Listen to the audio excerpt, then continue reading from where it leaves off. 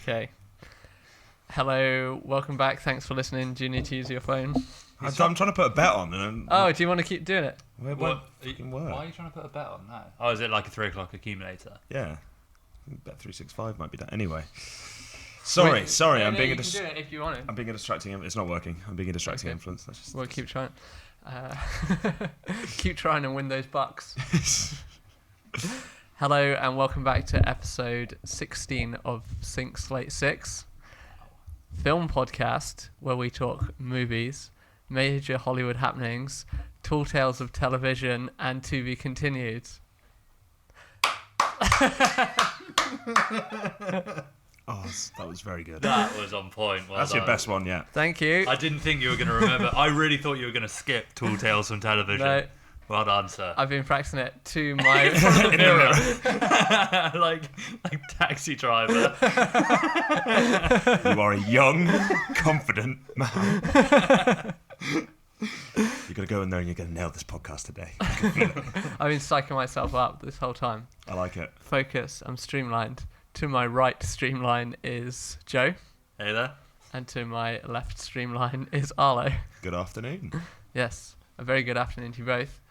Congratulations, Joe, on your great mark for your dissertation. Thank you very much. Yeah, very high score. Well done, mate. Done. To be expected. Done though. and dusted. Yeah. Yeah. So you'll be master of... Genomics? Master of the world is what I'm going for. Joe Pender, BSc, MSc. Oh, they do it that way around? You start with the lowest, don't you? Do you? I've no idea. don't know. I'm just over here with my BA. Andrew's sitting there with an NBQ level 3. Yeah, I don't have my own stationery that needs a letter header with all my names on. In fact, maybe that's an addition for next week's podcast. We could all just have little name badges in front of us. Andrew Slade, 200-meter swimming certificate. I had the triple jump record for years at my secondary school, and I had no idea about it. And then Dave, who phoned us up in like whatever episode that was, episode 3, his little brother came up to me like a long time ago, maybe like 10 years ago, was like, oh, I just beat your record for the triple jump. I was like, oh, sweet. I never knew I had it. But well done. There was me thinking that you were like somehow trying to brag about holding this record. Like, you didn't even know you held it. Yeah, I can't remember what the distance was. I mean, it's nothing world-breaking. Stop putting yourself down, Andrew. I'm sure it's spectacular. Yeah. Cool. So this week we're reviewing The Joker. We're fresh out. Hot off the press, fresh out the... It's like Facebook though, isn't it? It's not the Facebook. It's just Joker.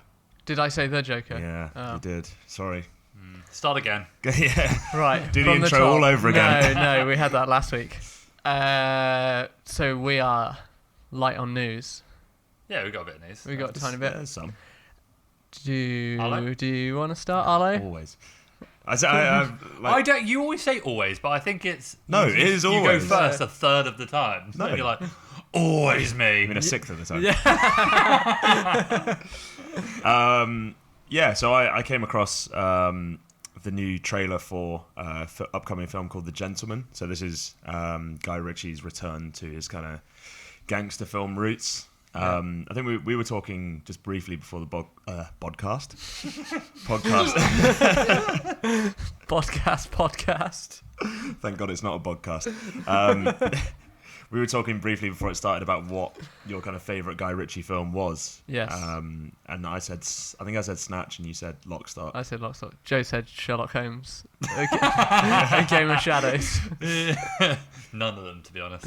Which you hate Snatch, don't you? I don't really like any of Guy Ritchie's films, to be honest. Oh, that's controversial. He's got some good ones. Lock, Stock's okay, but then once you've seen Lock, Stock, you've literally seen every Guy Ritchie film. I think only Guy Ritchie can convert a Premier League footballer into a somewhat passable actor. That's a good point. But anyway, aside from Who are you talking about? Billy Jones. Billy Jones. Yeah. Have you seen Mean Machine? No, I don't care to either. But anyway, so this is kind of continuing the trend of directors returning to what they know best, like returning to the the kind of nuances and tropes that made them famous. Because we've had that with The Irishman recently, which is getting amazing reviews, and we're very excited for. Yeah, I don't know when we're going to see that though. Well, I assume when it comes out on Netflix. We'll be all over it. I can't sit through the cinema. No, it'd be pretty on heavy, that. So the film's called The Gentleman. It's starring Hugh Grant, Matthew McConaughey, the guy from Hugh Grant, comeback king. Yeah, I hope so. Look at that. The trailer's great. Like, I would encourage any listeners to go and give it a watch, because what I did was I played it in front of you guys, well, just now, and the first 12 seconds I was like, see if you can guess who the director of this film is. And I think about 6 seconds in, Joe, you said Guy Ritchie. Well, you hear a ridiculously Cockney accent, and you're like, yeah, that's Guy Ritchie. Yeah. He sounded exactly like Bricktop. Was out that of Snatch.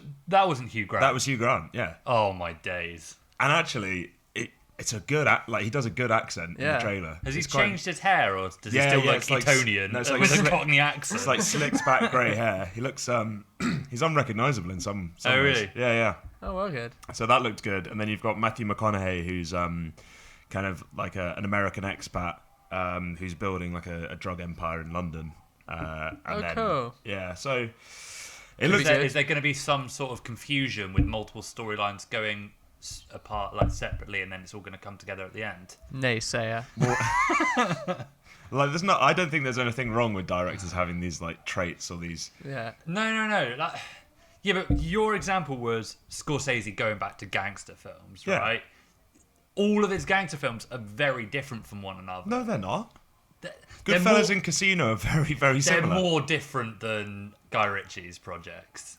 I think they're similar. I'm not going to rate which one has created more similar movies. Yeah. But at the same time, Scorsese is like, it's a really formulaic approach he takes to filmmaking. Even though I love him and it's really good, it's always like a male protagonist whose pride is eventually his downfall. That's what he focuses on. Isn't that the sign of a truly great director, is that they have that mark on it? Yeah. No, I wouldn't agree with that. No? No. What, you think a truly great actor is someone that can just do the same movie over and over again? No, but I think it's different with the director, isn't it? Yeah. But anyway, I think in Guy Ritchie's case, this is probably a welcome return to what he knows. What he knows best. Yeah. Because we had that. I'm not sure if you ever saw King Arthur: Legend of the Sword. I actually watched that when I was in Korea. Did you? Yeah. What did you think? It's not as bad as everyone makes out. The CGI is a bit questionable in places. The dialogue's atrocious. Is this where it's kind of like they're wearing hoodies and stuff, or was that the Robin Hood? No, that's the Robin Hood one. Oh, okay. This is the one with that. Oh, I forgot the actor's name. Charlie Hunnam, sorry. Yeah. Hunnam. He was supposed to be like the next big like action star, but then he just kind of like has done some really questionable projects. He may or may not be starring in The Gentleman. Oh, Joe. really? Okay. I quite like him.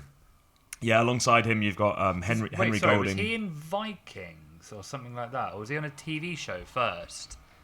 I'm not sure, but I can get that up. You can look that up on your new fast internet that you guys have. Yeah, exactly. He's been in Sons of Anarchy, Pacific Rim. Sons of Anarchy, that's it. Did anyone watch Sons of Anarchy? I've not seen I that. don't know. Maybe it's an American thing, but like I don't know anyone that's like, you need to check out Sons of Anarchy. But it won loads of awards, and it's really like obviously had great ratings. I bet it doesn't hold up. I've heard the first couple of seasons are amazing, and then it peters off. So yeah, other than Charlie Hunnam, obviously you've got Michelle Dockery, Jeremy Strong, Eddie Marsan, who you'll probably recognise, although he's one of those actors where you see him on screen, you're like, oh, that guy. But, what's his name? Okay. Eddie Marsan, Marsan. He was in. Oh, that guy. Yeah, he was in. He was in Hancock. He's the evil guy in Hancock. Right. He's like robbing a bank at the start, and he cuts his hand off. Okay. Yeah, he's like the small Weasley guy in a lot of things, isn't he? Yeah. Hancock takes his hand off. There you go. Apparently, he was in Hobbs and Shaw as well. Yeah. That great movie. Ray Donovan as well, actually, which is a great TV series. He's he plays Ray's younger brother in that, right. or older brother maybe. But yeah, looks like a good cast. Colin Farrell as well, who has a quite a funny line in the trailer. They've kidnapped this guy and he's in the boot, and he says his name's Fahak, but it's spelled with a PH. And he takes the tape off his mouth and he's panicking and he's like, "All right, Fahak, calm the Fahak down." Very good. I liked it because I'm simple. Yeah. But Yeah, that's very basic. I feel I like think you're it's just good. angry at Guy Ritchie. What's he Yeah. done to I'm you? not angry at Guy Ritchie. No. You're being grouchy like I usually would be about everything. I just don't. I'm just not excited about this at all. When's it I think out? it's got a very good cast. It's going to be in cinemas January 11th. Oh no, sorry, January 1st, 2020. So Sweet. Yeah, something to We know what watch we're over doing. the new year. I New don't Year's think Day. I do not think we're going to be doing that New Year's Day. Do we think that Guy Ritchie needs to make more and more successful films because What was his last one before this? it was King Arthur one. King Arthur? King Arthur. Yeah. Okay. Do you think the kind of So child support he's checks to kind Madonna? of, so like we said, he's stick to a formula and then he's gone outside the formula and it's failed massively and now he's going back. Did he do Aladdin as well? He did Aladdin. Really? Oh wow. Yeah. He's had a shite 2019, hasn't he? I've heard Aladdin's better than Lion King. Okay, like That's not saying much. Yeah, obviously. So he did the Sherlock Holmes in kind of I like. early 10s, and then he did The Man from U.N.C.L.E., which I heard some good things about. Yeah, I don't know. Then King Arthur, then Aladdin, and The Gentleman to come out next year. So I don't know. Not the worst resume. No, definitely not. And yeah, when you go back through his early history, and it's like Lock, Stock, Snatch, Revolver, Rock and Roller. Like he's got some good films. Yeah. Yeah. Oh, Joe agreed. So yeah, I'm got excited him. for that. I like a return to a director's roots. I think it's a welcome return in my mind. Okay.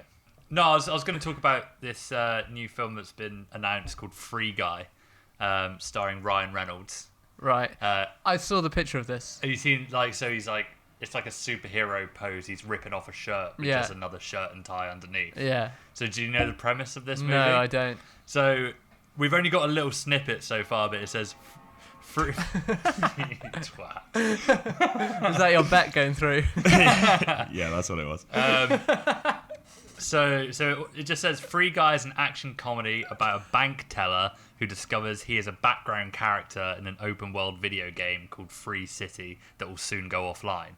So he's an NPC, Yeah. like a non-playable character. That's quite cool.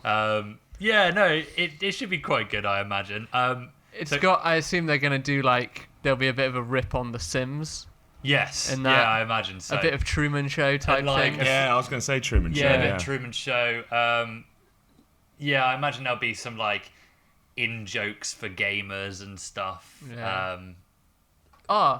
Speaking of which, gamers, the game that sponsored us a few weeks back, 2 weeks running. I mean, I don't even have to say this, but I just want to say congratulations to anyone that played it and is listening, and the games developer Dead Jams. They got second week running in the app game store, featured, and they were the number one game in Spain. Wow. That whole time, yeah. Wow. That's our audience. Yeah. That's all the Spaniards listening. Shout out. Yeah. Big up. Mis hombres. Yeah, that is cool. Yeah. This Free Guy, this film, it's got a cool cast. Okay. You're gonna like this cast. Go. So Ryan Reynolds, who Yeah. everyone loves, Joe Keery, Who no one out of knows. Stranger Things. Which one? I only know. The guy with the big mullet. Yeah. That guy. No, not that guy. Steve, is it? Yeah. Steve. Yeah. Who works in the third series, works in the ice cream store. Yeah. Yeah. Steve. Yeah. Hair. Yeah, Buffon. Yeah. Oh, I thought you were talking about the guy with the mullet. Oh no, not Dacre, whatever his name is. Yeah. So Joe Keery, Jodie Comer, who's just won an Emmy for Killing Eve. Okay. Channing Tatum Oh, yeah. Tatum Channing. and Tatum. Andrew Slay's train friend, Taika Waititi. Oh, He's everywhere. Yeah, Everywhere, isn't he? It's absolutely insane. He's cashing in. Do it, mate. Yeah, man. Like, he got so popular with Hunt for the Wilder People and Thor Ragnarok and What We Do in the Shadows. Yeah. That obviously the offers have been coming in, and he's just yeah, boom. Because I mean, he's directing a couple of things. He's just been announced for Suicide Squad as well. Yes. We think that's going to be an acting role. It is an acting role. It is, yeah. He also helped with the script as well, did he? Oh, did he? I don't know. I don't know. I might be saying I don't know. James Gunn's going a bit crazy with this project. He's just hired his girlfriend and his brother to be in Suicide Squad as well. This is James Gunn's revenge. James Gunn's revenge tour 2K20. Well, no, he's a double agent for Marvel. I reckon it was only a fake firing. And he's you infiltrated DC. He's going to take him down from the inside. Well, he's having a spat on Twitter. I wasn't going to talk about this because it's kind of surely like he gossiping. should stay away from Twitter these days. Has he not learned his lesson? He's having a spat with Scorsese because Scorsese took a swipe at superhero movies. Oh, I did see. Wait, that was James Gunn, wasn't it? Yeah. It was. Well, maybe Scorsese should do a superhero movie and then come back and argue him. That'd be a hard watch, I imagine. That'd be a hilarious watch. Yeah, so that Freeguy that comes out 3rd of July 2020. I reckon it would just be a fun action comedy. Yeah. Good cast, might be contender for comedy of the year, I imagine. Yeah. I mean, comedy's pretty bleak at the moment, isn't it? Yeah. I can't think. The only person doing anything with real steam is Taika Waititi, really. Yeah. Would you not say like Avengers films and all those kind of do come under comedy? Because all the quips and stuff, they try and force Yeah, I it. suppose. Yeah. I suppose you could action comedy. Yeah. It's almost just, Marvel's just a genre in its own, isn't it? Yeah. Yeah. Oh, Shit. Talking of Marvel, actually, Go. Disney are putting forward their picks for Oscar nominations, and they're leaving out RDJ for Best Actor. People wanted him to be put forward, but they're going. I think they'll go more for like the visual effects and stuff. The Oscars? Yeah. No. Yeah. Sorry. I know. agree. Well, we say that now after just watching Joker, but Yeah. I mean, before that, like, he would have had a shout, I reckon. Think of a better performance this year, like. No. Really? Not even close, mate. Absolutely not. Wow. A lot of people would disagree with you, I reckon. Like, I don't even think Avengers Endgame was that good a movie. Like, it was. Really? Oh, it was so up itself. It's like, oh, look at this whole universe we've created, and now we're just gonna like. It was. I just didn't. The first one was okay. Like, I didn't mind the first one. The first one had my buy-in. I thought it was good. The second one was like, oh. I made me want to be sick in parts, honestly. That's a very strong opinion about Avengers Endgame. People, I don't get the allure. I don't get why people like laud it. I'm pretty sure you liked it after you watched it. It's all right. Like, I didn't. Now you've had like not 3 weeks to marinate, and you're like, no, hate it. I'm pretty sure the first words out of my mouth when we watched it for the first time, well, when I watched it with you for the first time, was I don't get why people are so into that. I don't remember that. Anyway, but I clearly remember not. you being like, Well, that's categorically untrue. At no point was I like that. I remember saying to you about Hawkeye's character being like completely unjustified, Yeah. whereby like his family die at the start of the film, which I thought was a good opening. Yeah. But then he's just killing everyone. He's killing all these Yakuza, and I'm like, what the fuck is going on? Yeah, they don't give that enough time, really, do they? No. And he tattoos himself on his arm. Yeah. He has like a midlife crisis. Comes back with this like ridiculous haircut. Imagine if he pulled up, like, driving a convertible with a scarf around. And also that scene with him and Black Widow, where they're both trying to jump off the cliff. Yeah. It's like, no you. I thought that was quite... it was kind of touching. Honestly, Yeah, I like Robert right. Downey Jr. as an actor. I just don't think he's got any place. So... he's not even in the Oscar conversation for that performance. Yeah, I kind of agree. But on that, so studios put forward yeah. in every category. I have no idea. I'm just wondering how it works. So you have to be like, okay, we want to be a contender with this film for this category. I imagine there's you put forward a few and then it gets shortlisted by the Academy. Okay. I don't really know, to be honest. Yeah. I'm just trying to think like who else would be in the best actor. I mean, obviously, Yeah, we've got our front runners now, haven't we? Yeah. But I mean, there's so much controversy between the whole like Netflix films and stuff. Yeah. But I think that's why they're Irishman's doing that limited release. Oh yeah, as well. Still technically a box office. Yeah. Where would you stand on the whole Robert Downey Jr. to? I think not for Best Actor. I think out of, if anyone from Endgame should get a nomination for Best Actor, I'd say Chris Evans. Captain America. I think that's better. I think people just like. I think people like stories coming to an end. I think and they're confusing that with good acting.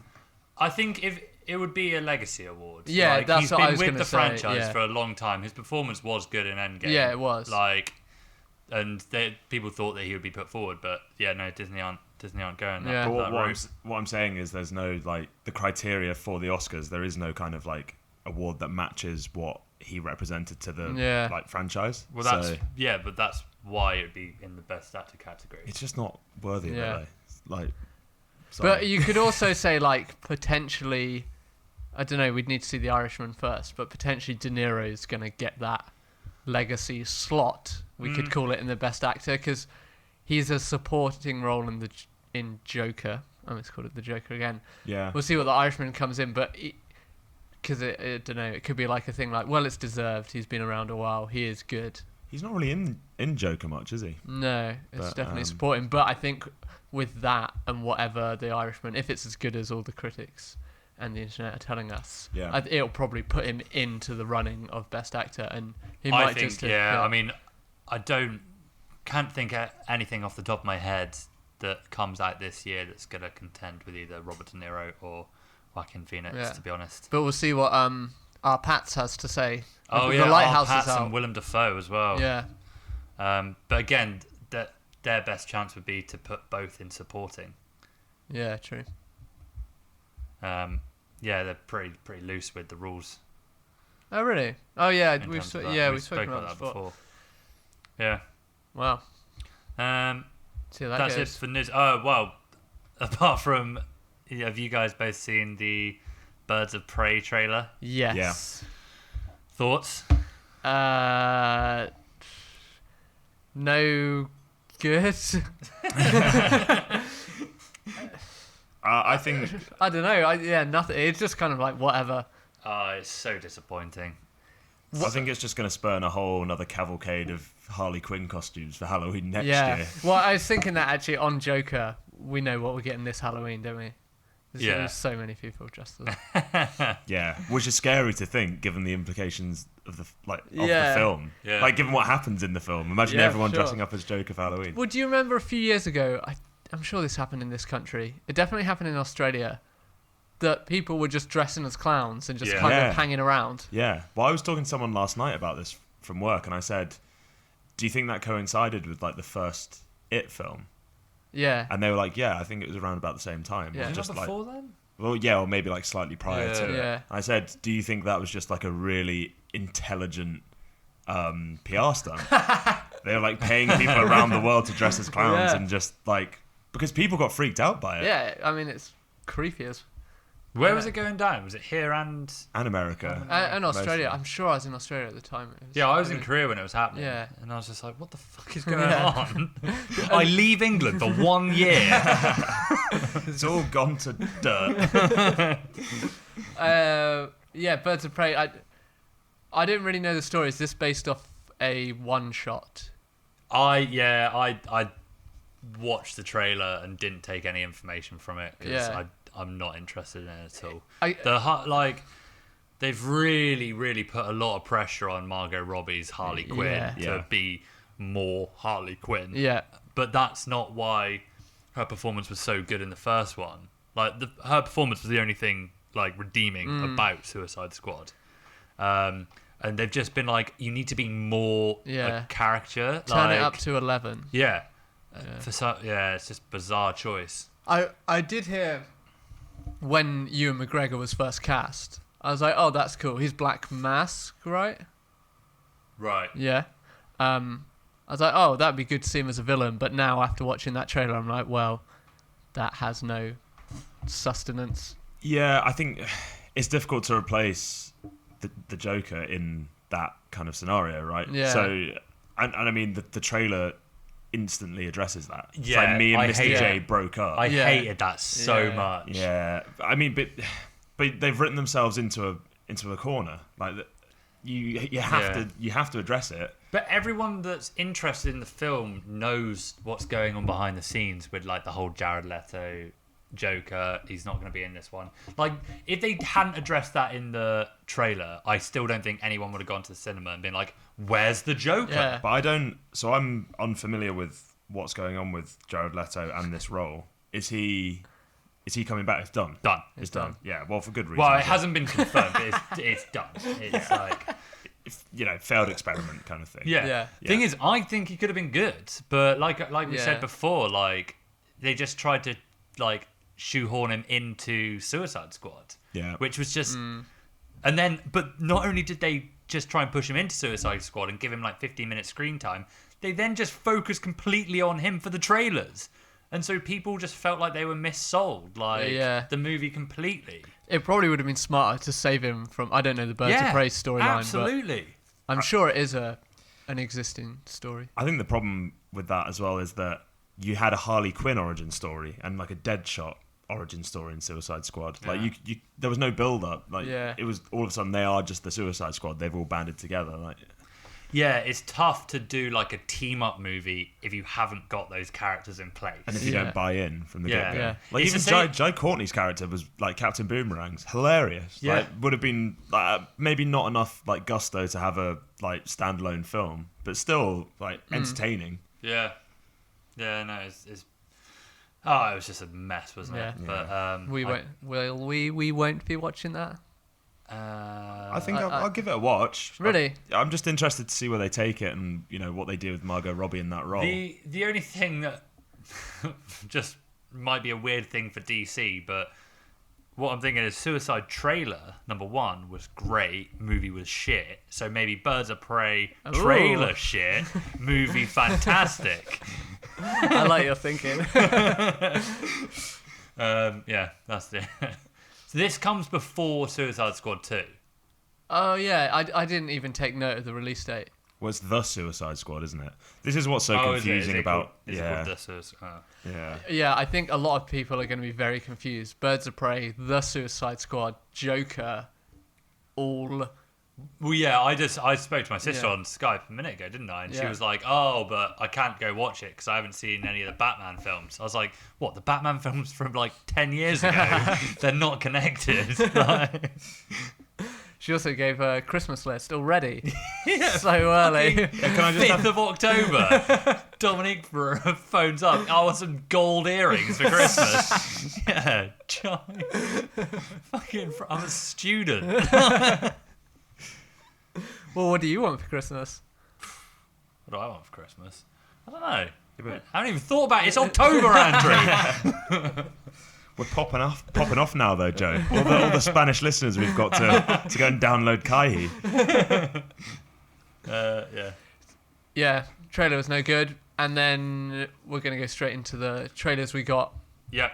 So pre-Joker. I wrote them down. Yeah. Because we always forget them. Yeah, So I feel like I could remember them, but but I can't. All right. Well, should we do it in order though? Okay, first one was... Damn it. I know the second one. First one was Terminator. Again. Right. Dark Fate. Yeah. Is that the title? Dark Fate. Yeah. Is it? Was this a different trailer to what you guys saw for, the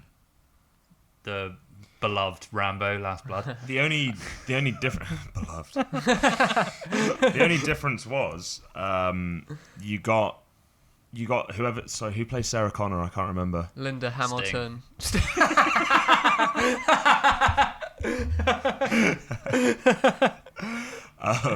You got her giving a brief bit of commentary, which was the most interesting part because she said, "Dark Fate is a sequel to Terminator 2." So it's not Yeah. Yeah. Yeah. They're because it's ignoring imagining a everything world else. where Judgment Day didn't happen, which is good because Yeah. because the rest of it's fucking terrible. Yeah, I think was it one of you guys said this. The more you see of the movie, the more worried. I think you said that. Yeah. Well, I also I didn't go with you to Hustlers or Rambo, so I hadn't seen this trailer, and I leant over to you and was just like, "Fuck me, they've spent a lot of money on this." Yeah. Like their budget must be up 300 mil. But they're still keeping the whole like quips, like the bit where he goes to the metal detector. He's like, "My whole body's a weapon." It's like kind of funny. And then she's like, "I'll be back." It's Yeah, like, that's good really one, bad. Sarah. So this is what we said when you're in Korea. She said it. You done the thing. She did the line. And I said there are just all that does is appeal to morons who go to the cinema. And when she said "I'll be back" and that thing blew up and she like pumped the shotgun, there was a woman across who went like, "Ha!" And I was like, "Oh no, come on." Also, she throws like a small grenade over the side of the bridge, and the explosion is absolutely Because there are more grenades down there, Right. obviously. No, I don't know. I mean it. I think they've given away all the best parts. Yeah, that's There's what going I to be a think lot happened. of shit as well. Yeah. Also, I see in the trailer, I reckon I know exactly what's going to happen. Yeah, in me that too. Movie, the entire way through. And it also looks like they're hashing the best bits of the previous two together. Yeah. That's Yeah. that's what I They seem to have also done the trailer like chronologically, Yeah. which was really bizarre. Yeah. So like that's how I know what's going to happen because they there's the big first meet and then they go to Arnie's house, who obviously will help train them to protect her, and then there's a big fight with the bad. And I was like, I know what's going to happen. Yeah. We know where this is going. It's going to finish in the like metalworks or a factory or something. Yeah. Yeah. When does that come out? Thumbs up going into the lava. Yeah. It's soon. And I think end of the month. I thought Or it was. end of I thought it was an next October release as well. Yeah, I think you're right. Oh, is it? That soon? I think so. Yeah. I don't want to see that, to be honest. No, if we've got no other ideas, maybe Yeah. let's do 25th it. of October. Yeah. Okay. We'll see. Well, end of this October's month. already a pretty heavy month for Yeah. films. So, yeah, we'll see. Yeah. We'll see. Okay, Andrew, what was the second trailer? Oh, it was the Shelby Ford car one. Yes. I forget the name. Le of it. Mans 66, is it? Le Mans. Le Mans? Le Mans. Le Mans. Le Mans. Do you know you're quite hot on? I mean F1. Quite hot on man. Yeah, you're Sorry, right. I thought you were just taking a break from the podcast to flirt with Arlo. So you're quite hot. You're right, Andrew. I love a bit of cock. Well, yeah. Do you know this story? Is what I was getting at. I don't Are know you this familiar story. with it? Oh, okay. I'm familiar with Le Mans. So the format of Le Mans is like a 24-hour endurance race. So it goes day and night. Right. What? Yeah. Just constantly driving? Yeah, so you have like 4 or 5 designated drivers per team. Oh, okay. And then they all switch out and take shifts and stints. But it's really, it's still quite dangerous. Is it just Yeah. around in a circle? Well, around a circuit. It's not like NASCAR. We're not just going around like an oval over and over again. But yeah, it looked good. Sorry, quick side note. There used to be like those endurance races on Gran Turismo games. Yeah. And I remember like one of them was like a 3-hour just going around and Oh my around God. and around. But you'd unlock like the best car yeah, if you exactly. So yeah, you used to have to take shifts with your mates. Did to you do actually that. do that? Yeah. Oh my god. did that. Yeah, you take shit and you're there like trying to flex your hand out. It's like, oh. Well, no, the trick was because back in those days, like X was accelerated, so you just get a bit of tape, put it over the X, and then all you have to do is like. I never did that. I played. That's the thinking man's tactic, mate. Was this the first Gran Turismo? Gran Turismo 3, I played. Oh, okay. I played the first one when the I was best like car 6. was the 787B. Oh, okay. It's like green and orange. Oh, I think I had like a Mitsubishi Skyline or something like that. oh. Tell me more. No, I don't think people want to hear about me being like 7 years old and playing Gran Turismo for like 8 hours a day. Probably explains a lot about me now, if I'm honest. Anyway, sorry. No, I mean that's all I know about it. So it's there's a triple crown of motorsport as well. So it's winning the Monaco Grand Prix in Formula One, winning the Indianapolis 500, and winning Le Mans 24-hour. How many people have done it? One, Graham Hill, Graham Hill. Legend. Well done. Damon Hill's dad. Oh. Yeah. He's a maniac. He no, he's a genuine maniac. He had this huge crash and broke both of his legs. And I think he was like back in a car 2 weeks later or something like that, driving again. Like a Formula One car, this is as well. Back in the days where there's no safety. Like well, one of the lines out of the trailer was, we're going over 200 miles an hour, not knowing if the brakes work. Yeah. And the visuals looked really good as well. Yeah, it does look good. It was quite a weird trailer that they had the director and Matt Damon, who's the Shelby... I can't remember his first name. Oh, yeah, they were kind of explaining it between the trailer. I guess it's to get people to understand. Christian Bale's character was called Kevin Miles, I think it was. Yeah. I think it'd be solid. They're experimenting quite a lot with trailers at the moment, aren't they? Yeah. Like a few different, like the Hustlers trailer. Remember that? Yeah, that the was first strange. One where it was just like 2 seconds of one of them dancing, and now we're getting like these trailers where like the directors and actors are talking about the film. And who was the director? It was what of this one? Yeah, James Mangold. What did he do? The Godzilla reboot? Or something along those lines? Rogue One? King of the with Monsters, Bryan right? Cranston? Yeah. Who was actually in the film for like 15 minutes. So he did. Well, he was producer on Logan. That's it, Logan. He Greatest directed. He directed Walk the Line. Ooh. So that he's got quite the resume. Logan's a very good film. Yeah, it is. Yeah, that looks good. Any more on that? No. Yeah, I'd be quite keen to see that film. Yeah, I think it could be good. I'm not. My knowledge of race cars Yeah, is pretty poor. I think it's going to be more of a story of friendship and against the odds and that kind of thing. I still need to see male camaraderie. That kind of thing. I still need to see Rush as well. Rush is really good. I've heard it's really good. That's with Chris Hemsworth and the German actor. He's great in it as Niki Lauda. I can't remember his name. Yeah, I can't remember. His name. He's in Avengers. Civil War. Baron von. Baron Daniel Zemo. something he's called. Daniel Krull. Cool. Daniel Krull. Cool? I think it is Krull. Keep talking amongst yourselves. You've seen that film, haven't you? You've Rush. seen that film, Rush. Yeah. Have you seen Senna as well? Yeah, Senna's more of a documentary rather than a dramatization, but Daniel Bruhl. Sorry, Bruhl, not Krull. Bruhl, not cruel, not cool. It'd be cruel if I got his name wrong. Hey. Nice. Next trailer. Firstly, when's that Le Mans come out? I don't know if it's heard. Did not say, no. Early next year. Probably. It might be March that, release. or it might be in November or March. I was It's thinking. on Leicester Square now. What? What? Well, it says UK release date 15th Oh, November. 15th November, before Christmas. Day after sweet. my birthday. It did look good. I like the whole... I like the look of that. Yeah. I I like the quite behind-the-scenes- different film for us to review as well, I Yeah. think. Yeah, and the whole, like, obviously Ford versus Ferrari angle of it looks quite Yeah. interesting. Yeah, it's Underdog. one of those films that I imagine I'll go watch and then I'll come back here and spend like 2 hours like researching Wikipedia. like the actual history behind it. It's difficult to see Ford as an underdog.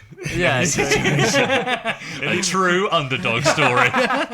even in the trailer, he said he went to the head of Ford and he said, like, at Ford, we're known for going to war, son. Yeah. It's like, Oh, go to that war was- for me. Yeah, that was a bit corny. Well, it's just very American. Yeah. Yeah.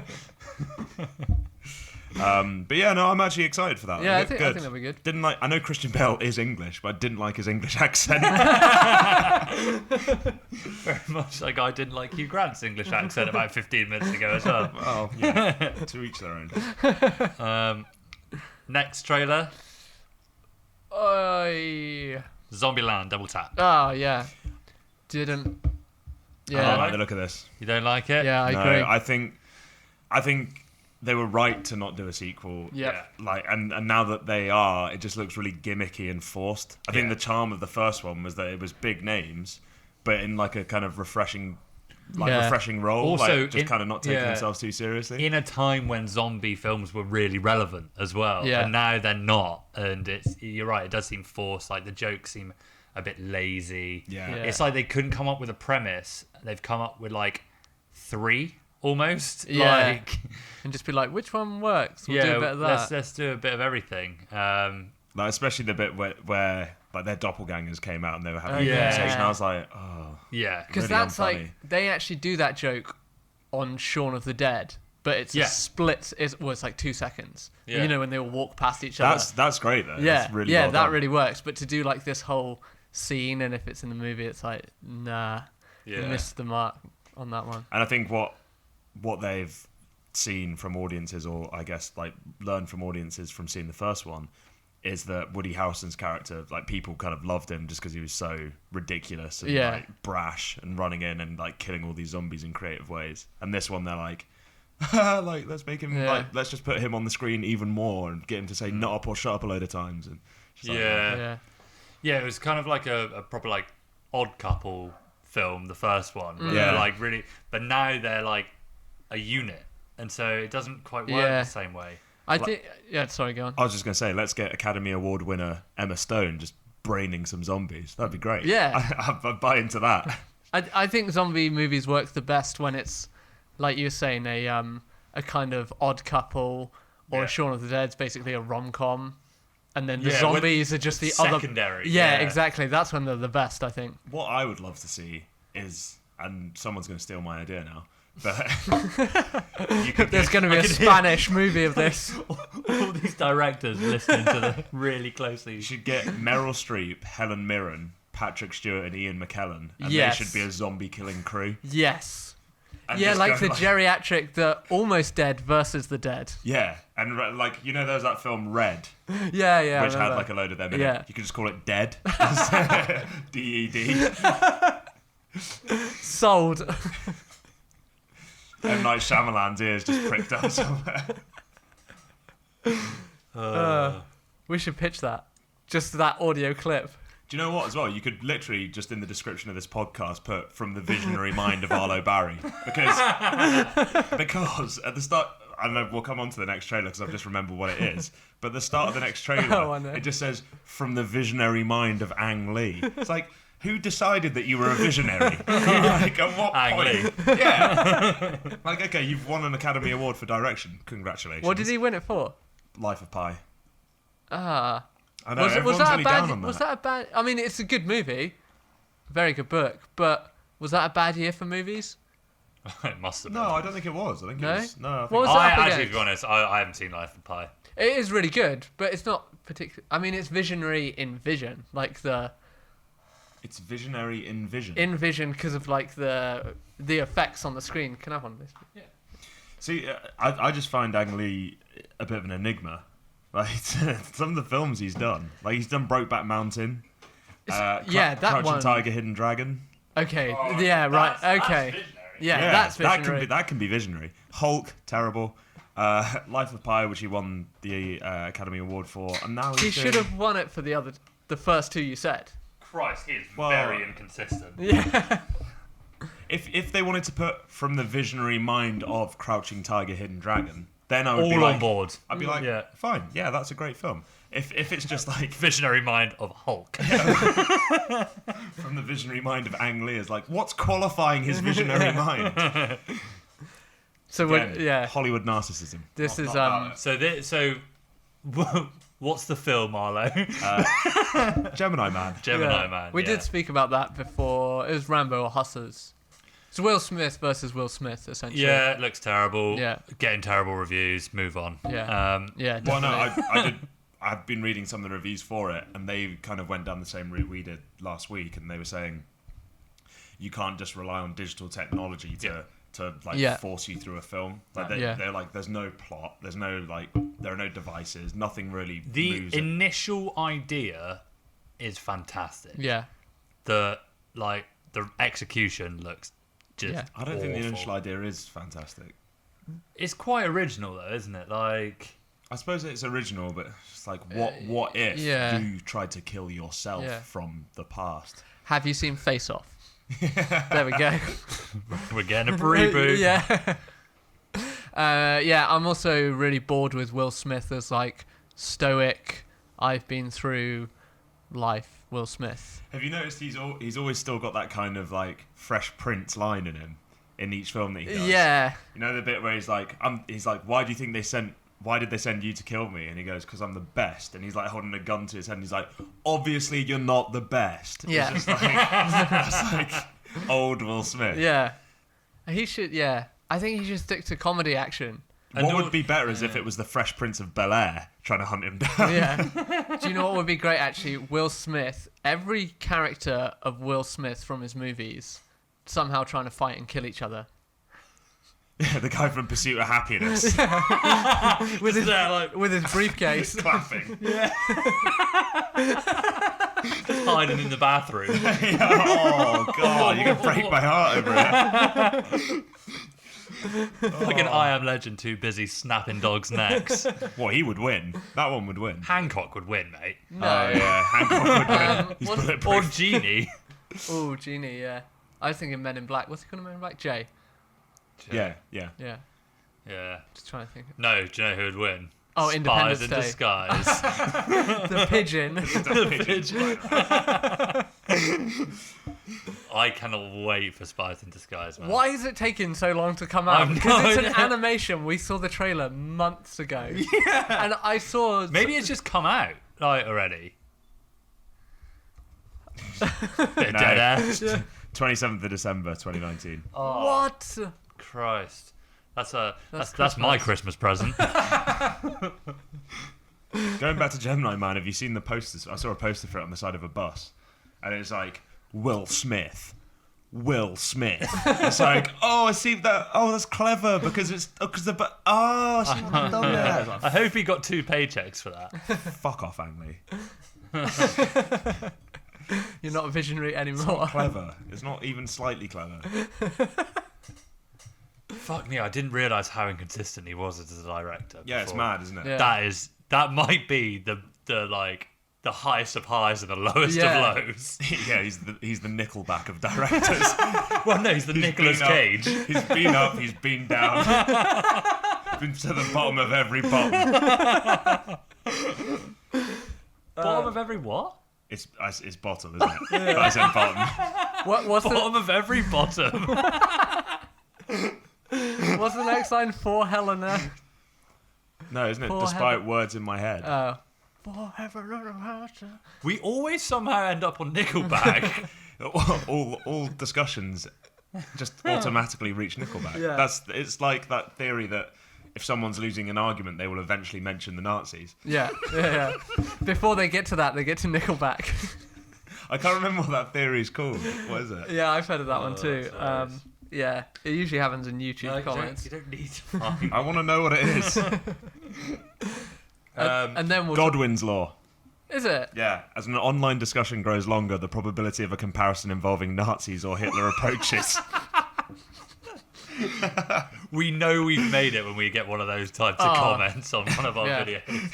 Shout out to whoever gave us that comment about Fox. Yeah.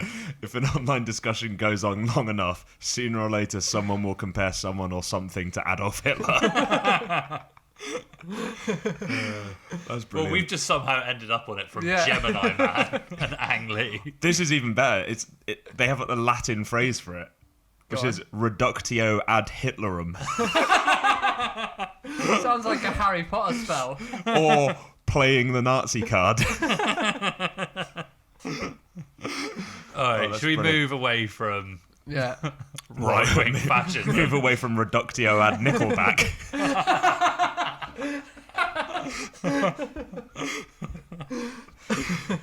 We have one more trailer. Did we? Yeah.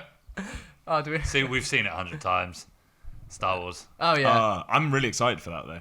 Are you? Yeah, Okay. I don't know what it is. I What think a weird thing for you to be really excited about. yeah, I think I associate it with Christmas now.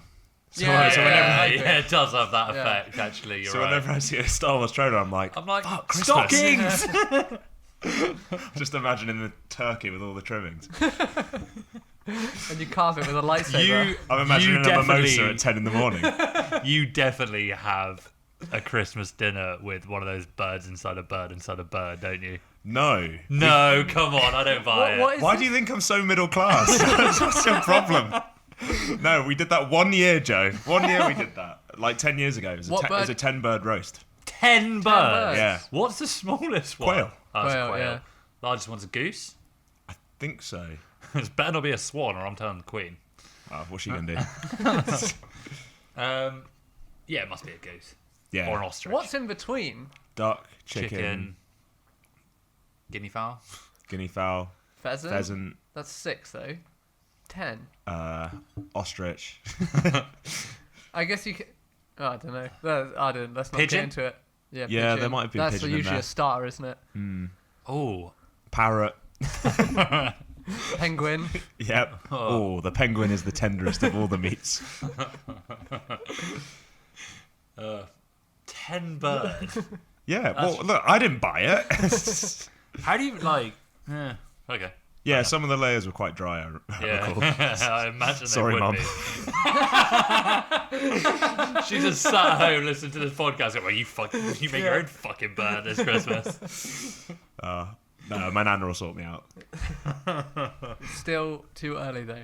Come on. Yeah, still not Christmas yet. Yeah. Yeah, you're excited about this. Yeah, I really like the Star Wars franchise. Well, obviously, we will always talk about the prequels, but we'll leave those alone for once. No.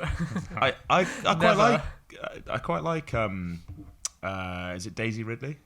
Yeah. I quite like her character. I quite like Rey in it. I quite like Yeah. a lot of things about it. Adam Driver's really good. I think J.J. Abrams. John returning Boyega's to- not great. No. Also, He's he's okay. not bad. Is he? Yeah. He's likable though. I find him incredibly likable. Yeah. I thought he was alright. Yeah. I think the love story in the last one between him and Pointless. Shoehorned. is it Rose? Yeah. Shoehorned in. Didn't make a lot of Well, sense. Yeah. they just didn't know what to do with his character in the last film, did they? They went to like a casino and just. Oh god, everyone moaned about the casino that scenes. bit's very bad. Yeah. I need to rewatch that actually. Yeah. To be honest. Well, because J.J. Abrams directed the first, and he's Yeah. coming back to direct the third. Yeah, originally they're going to have Colin, whatever he's called. He might have done Colin Trevorrow or something like that. But then he released like his own indie picture, I think last year, and it bombed. So they took him off it. Yeah, I think it was kind of like, ooh, maybe you're not the best man for the job. I take my hat off to any director that's willing to touch Star Wars because I think it's a curse. Yeah. I just literally said that in my head. It's like being a referee though, isn't it? Like at a Yeah. football game. No one ever like celebrates you when you do well. Yeah. And everyone just jumps on your back when you do It's badly. a thankless task. Yeah. Basically. Yeah. And is it also the worst fan base to try and please? Star Trek. Star Trek Ooh. are a bad fan base. Game of Thrones are a bad fan base. Yeah, I'd say it's But yeah, they're up there. Yeah. It's 100%. definitely up there. It must be so exhausting, like writing, say, a Star Wars, a Game of Thrones, and just being like, okay, every line someone says, every set we have is going to be analysed, stop framed, people looking around for everything. Would you remember that Starbucks cup in Game of And Thrones? the bottle of water in Downton Abbey. It's like, Yeah, but to be honest with you, that didn't do either of them any harm. It got them so much publicity Yeah, for the dude, final yeah. season. Like free publicity at that. It's so funny when someone would be like, it completely took me out of the experience. It's like one frame of a bottle of Yeah. water on the floor. Which is so took hard you to out spot. Of the, yeah. Come on, grow up. You're over here laughing at I'll be back, and you're saying a bottle of water's a bridge too far. You fuck yourself. Those are definitely the same people as well, aren't they? As you call them, simpletons. Absolute simpletons. I knew you were going to get this because you didn't come with us when we went to see Hobbs and Shaw that time, and we were talking on the podcast about the audience then. Oh, yeah. It's one of the most... That's what takes me out of the film more than the film itself. It's just I'm curious about the people sitting around me. Yeah. Right, we're nearly an hour in. An hour. We We're haven't still even not... started on Okay. Joker. So Damn. that was a good film. Yeah. Yeah. Are we going to start with a Sync Slate synopsis? Oh wow, this is a tough one. This is a very It's tough a one. very tough Does one. anyone want to have a go? Do we want to nominate someone to do it? Well, we can pitch in. If I can probably do it very base. yeah, you do. Well, do we? I think we always try not to reveal too much in Yeah. the synopsis, right? Yeah. It's base of Arthur Fleck's a man looking after his mother. He's very down on his luck. He had some mental health issues and goes through some stuff. Goes through a transformative process Yes. Oh, I Christ, can't it's give it more than that difficult. without giving anything away. Yeah. I mean, Well, no, essentially, it's the journey into becoming Joker. Yeah, it's the origin it's story. a quintessential origin story, Yeah. isn't it? Yeah. But I mean, it's a bit deeper than your bog standard origin A story. lot deeper. Yeah, like you said, there's a lot of like issues to do with mental health in there. Yep. There's you don't quite know what reality is in a lot of like different scenes. There's Christ, this is difficult. Yes. It's very. Well, I guess we can talk. There's a few things we can talk I about. told you this review was going to be tough. Yeah, it is hard. Okay, acting is incredible. Yeah, for me, I mean, Joaquin Phoenix is such a talented actor. Yeah. I didn't realize. I only found this out the other day. He was 23 when he starred in Gladiator. Wow. As Commodus, which is such an incredible performance Yeah. for someone who's that young. Definitely, yeah. I was staggered when I heard that, and I think, He did not look 23. yeah, he looked older, right? Yeah. But I think in this, he's just. I don't think there was, like obviously he will have done his research into how to like previous Jokers and what they brought to the role, and how he thought he could maybe iterate on that.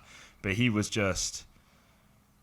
I did like not too much of those came through. It did feel like he gave an original performance and made the character his own. Yeah, he did. And it was just like you did feel sorry for him at the start, but then like as his kind of logic unraveled and his descent into mental illness became kind of far steeper, he became much more difficult to relate to. And yeah, definitely. It's so hard to. I mean, if it wasn't called Joker, then this could have been like just any origin story, like talking about mental health issues and stuff like that. Yeah. It had nothing to tie it to any other comic book or anything like that at all. It didn't even need him to become. I don't know. Yeah, like you say, it didn't even need that whole aspect of it. Without that, it's still an incredible film. Yeah, they could have made it without that. Yeah, but for sure. But obviously, it's going to draw in a bigger audience if it's a character that we previously know.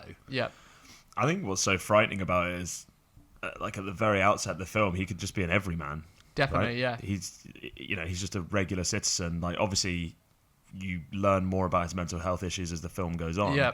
But at the start, he's just he works as a clown at this hideout agency.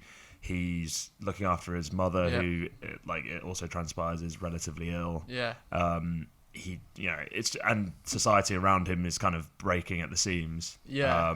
That's one thing that I picked up on straight away is that they really focused on society crumbling. That was the first thing you heard. I mean, it was on the radio. Yeah. It was on the radio while he was putting on his clown costume right at the beginning, and it just kept coming back to this. All like the background, all the newspapers and stuff were talking about it, and you could definitely tell that it was a really bad time and it was Gotham City as well, wasn't it? Too much garbage on the streets. And it rings quite true of a lot of aspects of society today, I think, as well. That's... Obviously not to those extremes yet. Yeah. But definitely like class struggles. Hi, Gian. Trying to put me off talking. Call you out. But yeah, class struggles. Yeah, carer struggles. What it's like to just care for someone and have your own stuff going on, because he's struggling to, form relationships, friendship and romantic. He's, what he's given from his mum, how he's been looked after. It all sort of relates, and it's very full circle. And like you say, this happens. I mean, not to these extremes, but there is people in this situation, like right now, that are, caring for someone and under mental stress themselves. Yeah, I think what the film did really well was traverse the lines of like psychosis and mental illness really just seamlessly. When I think the first instance of that was when he was imagining he was on Murray's show, the like chat show basically. Yeah. And he's like imagining that he stood up in the he shouts "I love you, Murray" from the audience, and then Murray like picks him out, and they have this conversation back and forth, and it's like, you know, he's perpetuating the character he wants everyone to see him as, like, oh, my mum said I was put on this earth to bring joy and happiness to the world, and then he gets brought out and like shown to the whole audience who applaud him, and you know, Murray's like, oh, that's so sweet. I think anyone can imagine themselves in a similar scenario, like if you're daydreaming or definitely. You know, I think everyone's been to that place where you're just like, imagine if I was on this, and like, what would I say? And like, not as like vivid as that, but that kind of framed like his descent, like his justifiable descent into mental illness quite well. It also, that really highlighted the like father issues kind of aspect of it, because that's when like Robert De Niro's character, what's he called again? Murray Franklin. Murray Franklin. Like hugs him and was like, "Oh, I'd give this all up if I had a son like you." Yeah, that was it. That really comes out. I forgot about that. And also, like, on that point, in any art form, you know, if you're an artist, if you're a stand-up comedian, if you're a musician, you always have that bigger dream of a bigger stage or platform to be on. Like, I've played in bands, and it's always nice to think like, oh, wouldn't it be cool if we played to, you know, like. Yeah. Wouldn't it be cool if we played the Underworld in London? You know, which is only like a 500, venue, but it's iconic, and that's like a daydream there. From that, and you know, you can really, exactly. It's just so relatable. Yeah, exactly. Yeah, and that's the first, I don't know, glimpse you get into. Yeah. Well, I mean, his daydream wasn't him having his own show. No, exactly. It was just to be part of someone else's show. To be like recognised almost. Exactly, yeah. And that's when you were able to see what his character, what his passion was and what his like drive was. He just wanted to be involved in society and recognised, and also, you know, like kind of down the whole comedy element. Like he wants to be a stand-up comic. Yeah. When it came out of the daydream, that's some of the best acting I've seen in a long time, because the eyes were completely glazed over and he just started to smile, and you could be like, that is exactly what someone would look like coming out of a daydream, like watching the TV but not watching it, kind of. It was absolutely fantastic. What was very good as well is like those kind of daydream and, you know, questionable reality sequences weren't like you know, him being a maniac and killing people. It wasn't like, which some setup would do, you know, just seeing him, in his head, it's really crazy. In his head, it's actually quite normal what he's thinking about. He's not, it's not completely far-fetched and insane. It's just sort of fantastical, I guess. And that's very well done. A creative decision that they chose to take, which I quite liked, was the whole him having this uncontrollable laughter. I was going to mention that. Should we? I guess we'll just say spoilers from here. Yeah. Okay. We'll just spoil it. Every time he was going through intense emotions, he was just suddenly laughing. Yeah. And he had this card that he brought everywhere with him that explained that it was almost like a medical condition, like a brain injury or then like as condition. It was one of the last things that was kind of said that wasn't really the case. That's how he's always felt inside. Well, it goes back to his whole, my mum always told me to put a smile on everything I do, and you could tell that the reason he was like that, and I did sense that there was some kind of sinister element to his relationship with his mother in this film. That laugh, and you know that he was always trying to stifle it. And I thought the acting in those instances was particularly special. Like the way he had this like guttural kind of, he would kind of internally cough after he'd laughed, like he was trying to stop laughing and he didn't want to. I really liked the leg bounce.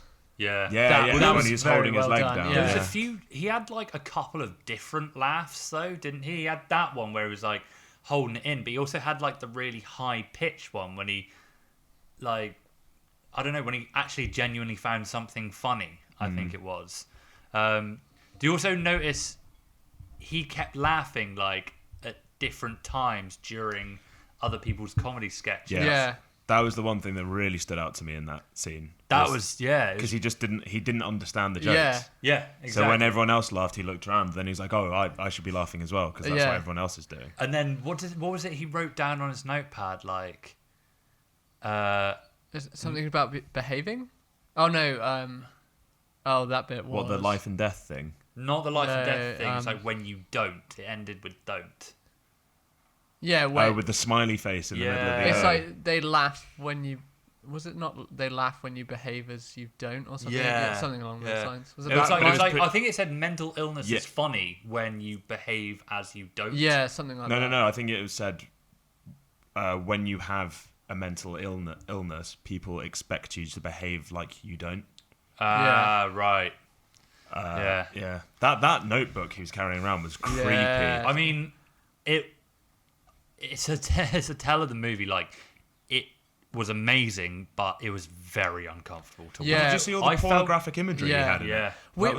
That was out of nowhere. We said this when we came out. It's got a 15 rating, but I think it should be an 18. Yeah. It is very disturbing. Twisted film. Like, I noticed that we were all sat there with our arms crossed. Yeah, I know. During that as well, which is like a psychological like insecurity thing. Like, I don't think if you feel comfortable watching a movie like that, like I didn't even recognize I was doing that, but I think you're right.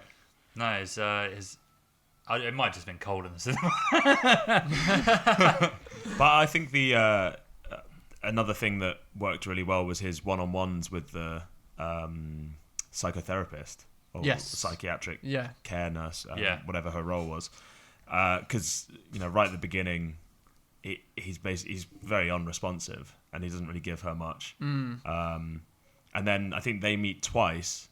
Yeah, and then he has. And then the third time is with a different. Is right at the end. Yeah, and I feel like you get a different like part of his character in each interview that he does with the psychiatric nurse. Whereas like it feels like he knows himself far better in the final one, and in the first one he's still holding a lot back, and he is actually trying to fit into society and just understand. What a fucking fantastic final line to finish that movie as well. What was it? When she was like, "What are you laughing at?" And like, you wouldn't get it. He's like, "Do you want to tell me?" He's like, "You wouldn't get it." Yeah. It's like, oh my god. Also, he walked out with bloody shoes. I'm assuming he killed her. Killed her, yeah. Yeah. I think it's really well done in terms of that descent into almost savagery then. Yeah. Because up until the point where he does completely turn, and that comes with the subway scene. Yes. I think anyone could find themselves in that situation where he's being assaulted by three, for lack of a better word, pissheads on public transport, which again, like we talked about in Hustlers, city boys. Yeah. You do get people like that out on Friday night who will probably be pretty aggressive towards you. For sure. That bit really shocked me though, where he turned over and he shot them. I was like, and he got him straight in the head, didn't he? Yeah.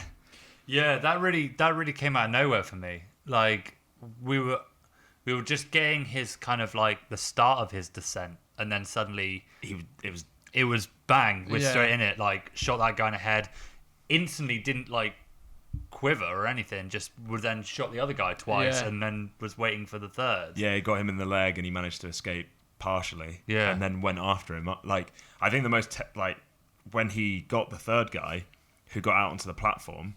He walked up to him and shot him once in the back, and then he kind of fell up against the stairs, and then he just unloaded the entire gun in him. Yeah. After he shot him like 6 times. What was more concerning was after that when he locked himself in the bathroom and started doing like he was dancing, wasn't he? Dancing, almost like a troubadour kind of. Yeah, it's very bizarre. Should we talk about his relationship with the neighbor? Yes. Well, yeah. So what was her name? I don't know if it ever. Did it ever say it in there? No, I think it did get said. I mean, well, it's completely fabricated. That was a good twist. So that got me. Yeah, it started in the elevator, didn't it? Where he didn't understand, like, so the little girl was bugging her mum. Yeah. And the mum kind of did like a fake gunshot to the head joke. Yeah. Which then like he didn't quite understand. But then when he did get it and he thought it was funny, he went like really extreme, and like his version was a lot more visceral. What's really great is it's a guy trying to become a stand-up comedian who does not get comedy. Yeah. Yeah. She was called Sophie Demond in the film. Oh, okay. But I'm not. Maybe it was hinted at a couple of times, but well, I think I said as soon as we came out the cinema, didn't I, that relationship seemed. I was like, it's completely implausible that she would be interested in him. Yeah. And I can't even. So she came to his door, and she was like, "Oh, did you follow me today?" Because he followed her to where she worked, and he just said like, "Yeah," and she's like, "Right." And then somehow he's like, "Oh, by the way, I'm a stand-up comic. You should come to one of my shows." Right. And she was like, "Cool, sweet, yeah." So that just wouldn't happen. No way. So I think you did get. I don't know how I got so tricked by it as well. And the whole part when he did his stand-up routine, we should have realised then, because she was in the crowd. Well, she was in the crowd, and in his mind, everyone was laughing. Yeah. And then it showed a clip later on Thingy's show. Murray's show, yeah. And no one was laughing. Yeah. So probably should have. It's like testament to the film, really, isn't it? That you're that invested in kind of his, I guess, just side really of wanted things. him to have exactly. Well, you got that. That was really cleverly done, because you got that reverse camera angle, and the sound went as well, so you didn't actually hear what he said to the audience. Yeah. But then he kind of like put his arms out to be like, I don't know, like how good was that almost? One thing that's good as well is he is. What is this? Everything about him, he is like. There's parts of it where he's just being stripped of what people or society consider masculinity. So, it's a guy living at home with his mum. He has to work on the street. He was insecure about that as well, because when he was imagining he was on Murray's show, he said, "I live at home with my mum," and everyone laughed at him. And he was like, he was kind of like visibly angry about it. Yeah. And then he's like, I've been the breadwinner since I was a young man. Like, I've always looked after my mum. I don't think there's any shame in that. And then everyone like applauded.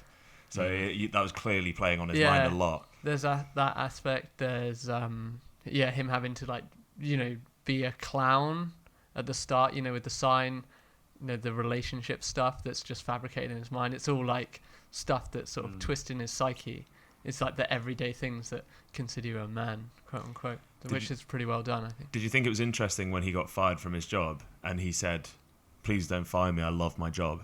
Yeah. Well, it was that job. He loved that job, not like his like spinning. But he loved being a clown. Yeah. Right. Okay. Yeah. But that particular one, I feel, was more like entertaining kids and stuff. Well, again, like I thought we were going to get this reprieve because it was on like a child cancer ward, wasn't it? Yeah. And he goes in and he's like, I can't remember what song he was singing. Happy and You Know It? Happy and You Know It. Yeah. Touch It Is. Again, like how blatant is that? Maybe a bit too obvious in that like scene, but and he's dancing around for all these kids, and you get this moment where you're like, oh, this is nice. Like he's like, okay, all these terrible things keep happening to him, but he's kind of keeping himself level, and he's still like managing to go and like entertain these sick children. And then the fucking gun drops out of his costume onto the floor, and he scrambles for it, picks it up, and just goes like, shh. Yeah. Yeah. So funny. There was a couple of quite funny moments in it, But like kind of tragically funny. Yeah, definitely. Like when he walks into the glass exit door. Oh God, yeah. Yeah, that's just one of those like Daniel Powter, you had a bad day. Yeah. Yeah. Just compounds your misery. Yeah. Like everyone's had a day like that, haven't they? Where nothing's going right, and then like to top it all off, you do something that's like idiotic, and you accidentally walk into something, and you get even angrier at yourself. You're like, oh, for God's sake. Yeah. I really liked the aesthetic in this film. Yes. All the colours and So glad you mentioned that. It's really good, isn't it? I couldn't take my eyes off it in some regards, because, and especially I thought you got a lot of red and yellow in like the earlier scenes before he transitions, almost like it was like always foreshadowing what he was going to become. It was like really considering the like Gotham was like dark and there's like trash everywhere and it's always raining. I don't know if you noticed Yeah, that as yeah. well. Like It's all the very colours dreary. in his like home and like obviously part of his costume and his makeup, etc., were like really vibrant. And it was like a weird like conflict between the two. Yeah. There was so much of it that you had to pay attention to. Like the first scene, like I said, where you're listening to the radio and then you see him like pushing his lips up to smile, but doing that makes him like cry. When I was like, shit, I'm gonna have to fucking pay attention to this film. Yeah. Like, Do you know what I noticed in this film? Every time you saw a clock, it was around 10 past 11. what? Yeah, so it looked like a smile. Yeah, I'm assuming that was done on Wow. purpose. Yeah. Did not clock Yeah, that at it all. was always Clock that. Ah, yes. Very good. Yeah, I think it was like in the first shot it was 10 past 11. The next time you see it, it's like 11 past. Did they ever 11 do or like something. a 20 past 8 or anything like that? Let's like, give Joe a big hand. Hey! God, does love it. Actually, you know, in terms of like retail in general, if you go past a watch shop, every watch will be set at 10 to 2, so it looks like a smile. Oh right, Yeah, it's weird, but that's good to know. Yeah. What was the scene when it was really raining? When did that come? When he got like absolutely drenched? Oh, that was after he killed his mum. Was Yeah. that after he killed his mum? That was Is that like brutal. a release then? Is that kind of metaphor? I think that was to signify his like he'd fully devolved. That was the birth of the Joker in like a lot of respects. Yeah. Because that's when he gets found in Thingy's apartment. in Sophie's apartment, and that's when you realise all of the conversation and interaction between them before was his psychosis. Yeah. That bit, I haven't been that tricked by a film in a while. I know there'll be people out there who'll be like, yeah, I knew the whole time that she was fake. It's like, fuck. Whatever. I thought that It was done so well. Oh, it was so scary. I was like, shit, is he gonna kill her? Like, Well, that was left it was left unclear. yeah. I'm assuming he did. Really? No, I don't think he. I don't don't think he so. did. No, in the film he only killed people who wronged him, True. That's true. and that was the theme of his murders. Is that Yeah. if he'd perceived you to have fucked with him, he was going to kill you. Until the very very end when he just killed whoever he wanted. No. Yeah. The last scene of the film. Yeah, true. Yeah. Okay, that's true. Yeah. But then that's when he's the Joker. That's when he's Because that's after like he gets up on the car at the end and he's actually smiling without actually pulling it up. Yeah. the blood. He pushed all the blood into his face and pulled and like smeared it upwards Yeah. on his. Right. Yeah. Yeah. I have only just finished watching this film and I already want to watch it again. Yeah. I have two minor gripes with it. No. One is the rich versus poor stuff. Yeah. I don't think they set it up enough at the start, really, Really? to have it as much weight as. I But think like all the Yeah. Do you not feel like you're meant to draw your own conclusions from like society at the moment? Yes, Like the society we true. live. Yeah, that's kind of what I was taking away from yeah, that is very true. But I think there's just like, I don't know. There just wasn't enough sustenance in the rich poor dynamic. Like I got it. I very It's kind of clearly understood but it. That's not what the film was about. It's No, about exactly. him, but he's somehow become the poster boy for Yeah. this movement. Yeah. Without even trying to be, just by happenstance of who the three people that he originally killed were, Yeah. and what they represented. He's now like the head of that political movement without actually maybe even believing in that. which he says he doesn't. But I thought that was quite bizarre in itself. Like I get they worked for Thomas Wayne's company and they're like somewhat affluent. Like are we saying like early Bankers, 30s, lawyers, late 20s, yeah. something like that? And so he kills them, and then people are putting out the legend of like the clown face killer or whatever they called him. I don't think, even if the struggle between wealth and poverty in society was that extreme, I don't think you get a load of people glorifying a load of murders like that. And that's the part where I felt like an otherwise very, very well written script didn't quite mesh together well enough. Yeah. I mean, But that maybe is- maybe a bit more world building in terms of like setting it up to be there was a huge divide and a lot Yeah. more anger in their society than there is ours. Yeah. But I thought they got the Batman references in there incredibly well. Yes. Like, it was such a subtle side plot.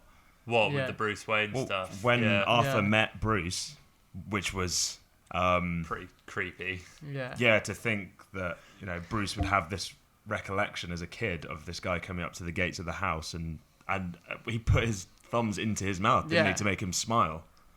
But also, Yeah, was that also supposed to be Alfred? Yeah, I think it It was was. Alfred. Okay. yeah, that's what I thought.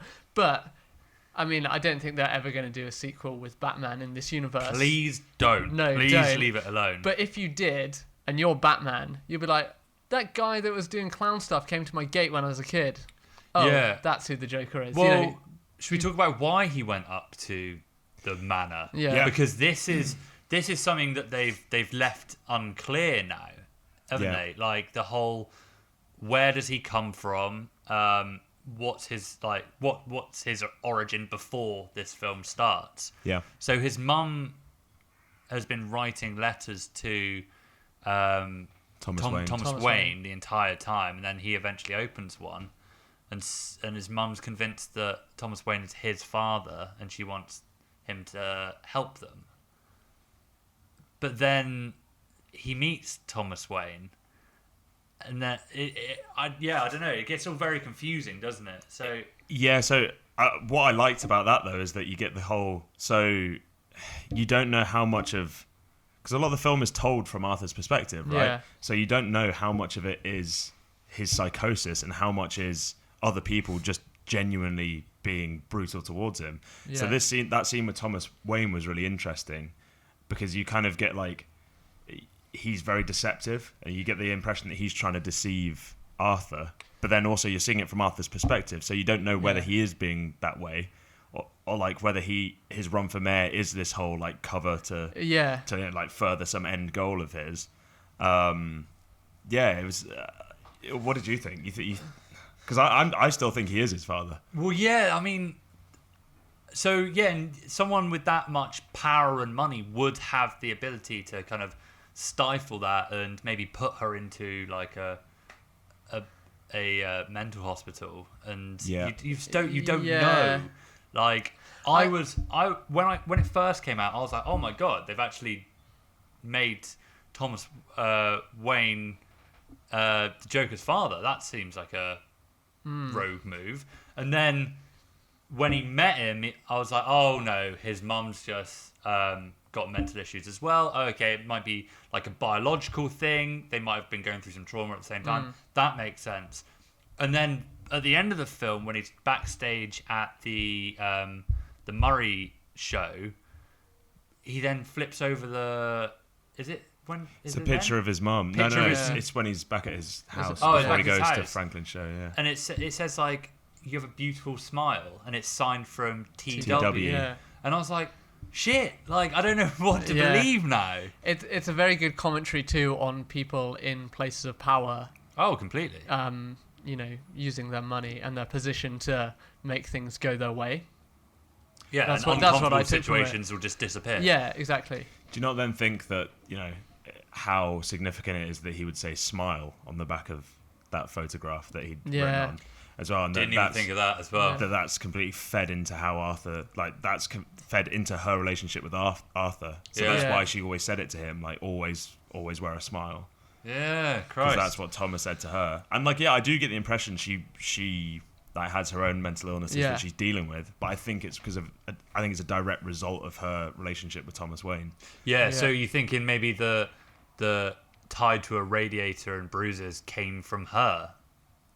Well, no, I think they mentioned that was her boyfriend Yeah. at the time who... Well, yeah, but did that boyfriend exist, or did her relationship with Thomas Wayne cause her to have such mental issues that... Yeah, Then- yeah. Yeah, Because, I mean, don't- he fabricates people. He fabricates relationships with other people as well, doesn't he? Like, True. That's interesting. I didn't consider that. But there's yeah, so many... And I really... Like, there's so many questions, but I want them to stay unanswered. Yes. Yeah. Yeah. Like... it's better that they're open-ended. yeah. Definitely. And I also thought, because they said when he got access to the documents, so Arthur kind of went to hunt down the mental health documents on his mother. and found this file, which he eventually then just robs from the guy who's being really nice to him for a change.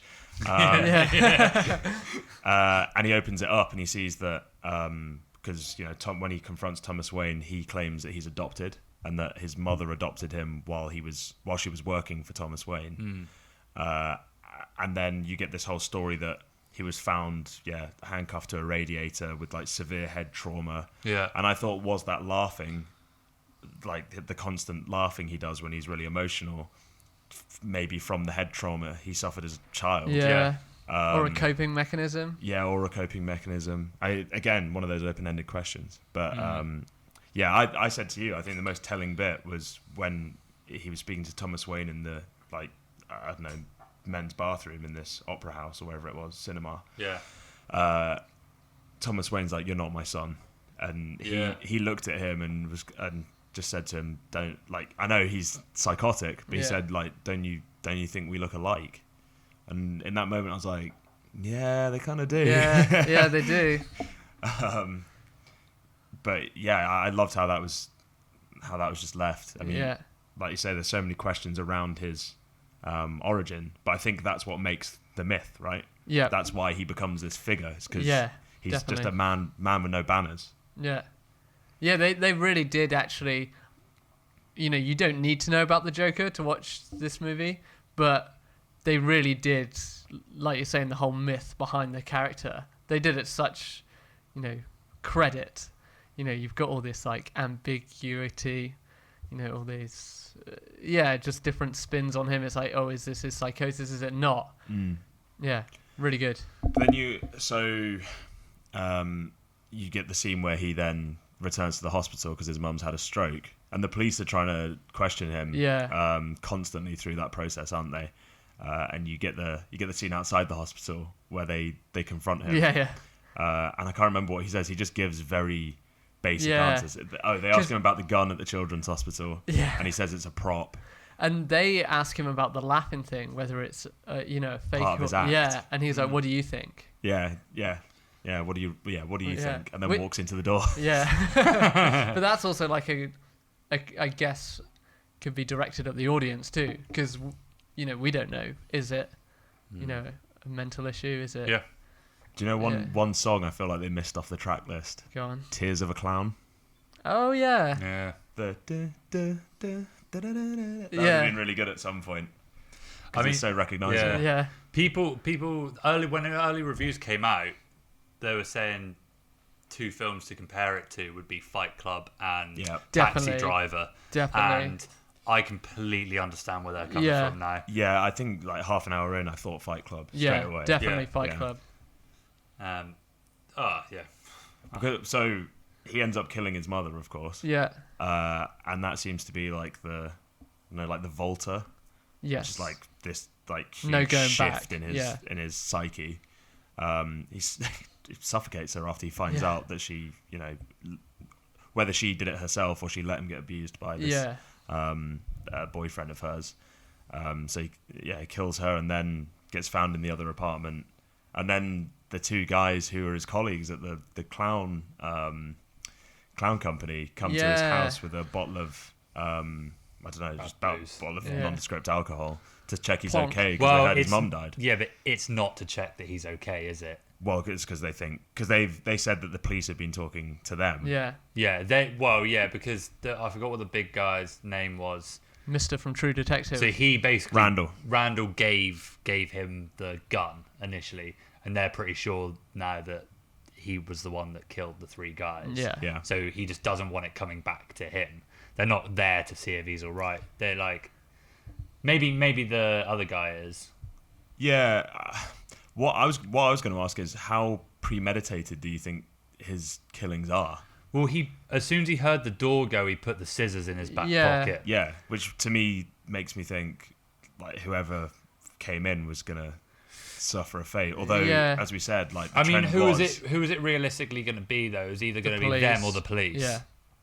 Yeah. Oh, that's true. Yeah. So Randall, like for the context of it, was the one who, after he gets beaten up right at the start of the film by some kids, he gives him a gun and says, "You need to protect yourself." And he says, "You can pay me back for it later. Like, don't worry about it."